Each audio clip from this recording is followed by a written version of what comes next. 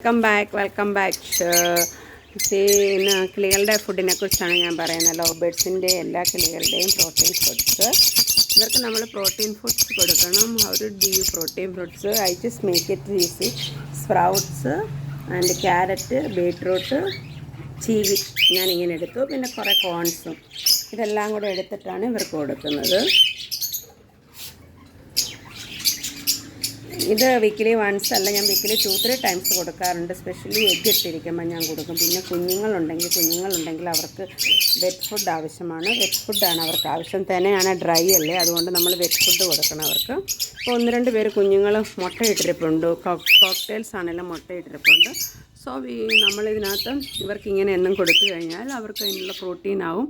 അവർക്ക് immune power കൂടും. അത് എഗ്ഗ് ഇട്ടിരിക്കുമ്പോൾ അവർക്ക് ഇമ്മ്യൂൺ പവർ ഒത്തിരി കുറവാണ്.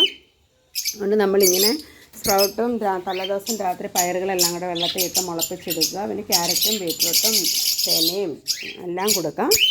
ഈവൻ എഗ്ഗ് ഓൾസോ നമുക്ക് കൊടുക്കാം. Bye. Thank you for watching my video. By.